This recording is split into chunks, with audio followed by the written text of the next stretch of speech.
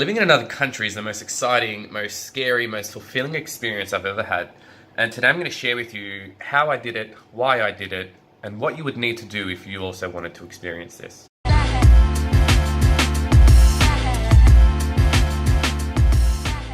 What is up, guys? Welcome to my channel. My name is Gurkhan. If you like being inspired, if you like learning from other people, and if you are a big fan of traveling and exploring the world, then consider subscribing to my channel and turning on the post notifications, as I'll be sharing my journey living abroad. So without further delay, let's get into it. So in 2015 or 2016, I developed a really strong interest in wanting to volunteer and help people. My first volunteer project was in Morocco, Casablanca. And since then, after returning home, my life just completely changed. And I really wanted to do more, be more, and help other people do the same thing. The first thing I did really was go to my university and have a chat to one of our coordinators about doing a semester exchange. I really wanted to get into that uncomfortable zone again. I really got comfortable with being uncomfortable. And there was a particular feeling that I got,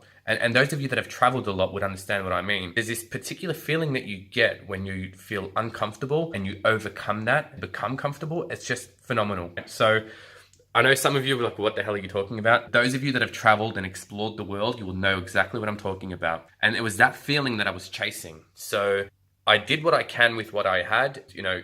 Going overseas for university was the greatest idea for me at the time. And so that's exactly what I did. The first place I came to was China. I went to Shanghai and I studied at a French university in Shanghai. I know, it's crazy. Everyone that I say that to is like, wait, what? French university in Shanghai? What's going on? But it was fantastic. It was a great experience. And I got to, tick off a portion of my degree in a foreign country. Fantastic experience. But what that also did was it gave me exposure to another country, and obviously that being China. So I had, a brief understanding of China, the Chinese people, the Chinese food, the Chinese culture, and I absolutely loved it. And, after my exchange program, I went and traveled for another 6 months, and I visited 15 countries. And, from there, my life just completely changed.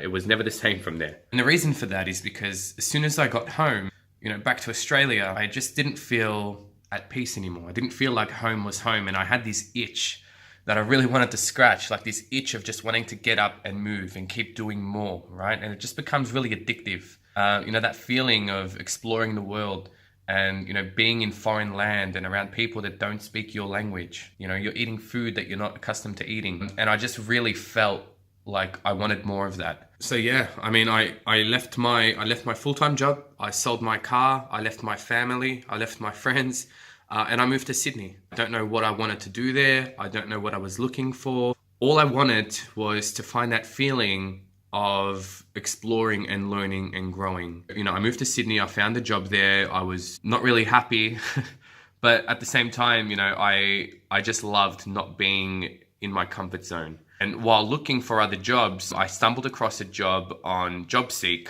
and that was to be an English teacher in China. And it was just seeing that advertisement, it just ticked something in my brain and said, this is a bloody great idea.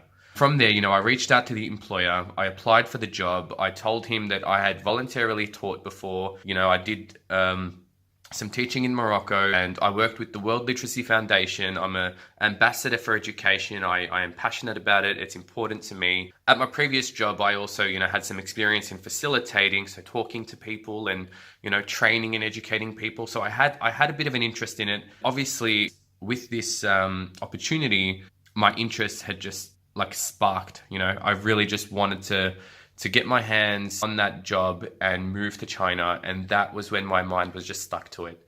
And so, yeah, that's how I came across the idea of teaching English in China. So it's a good way for me to save while I'm also traveling and exploring different parts of the world and gaining valuable experience as a teacher.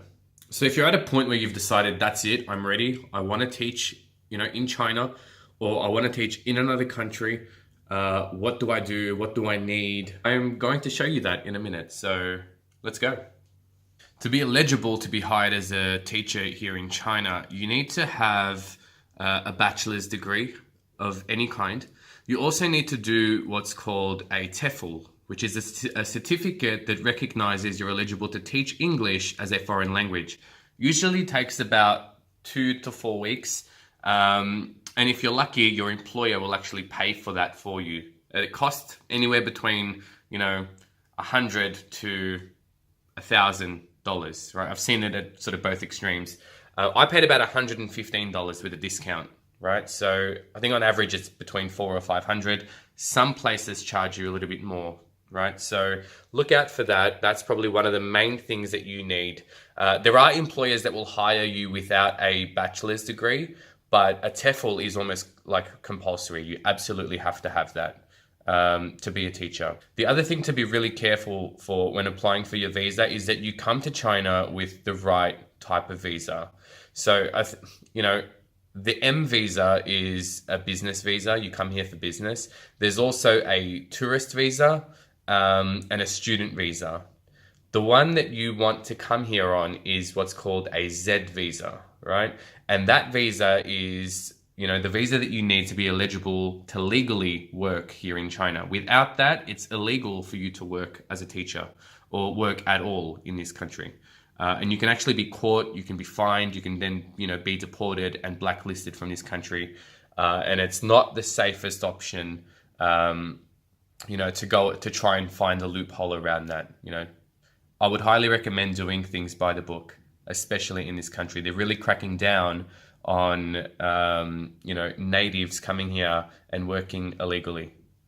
So that's really just a brief summary of, how I got to China, why I was thinking of coming to China. There's obviously a lot more to my story, but I didn't want to bombard you with a really long video. So, if there's anything that you want to know in particular, feel free to message me. Feel free to, follow me on Instagram and reach out to me there. By all means, leave a comment on this video and ask me anything that you want, any information on about coming to China, whether it's right for you, and just really anything. So feel free to subscribe, feel free to comment, feel free to leave a like. If you like this video, if it was helpful, share it with your friends or anyone that you feel like might benefit from it, and stay engaged, guys, and peace. The Chinese do this, peace.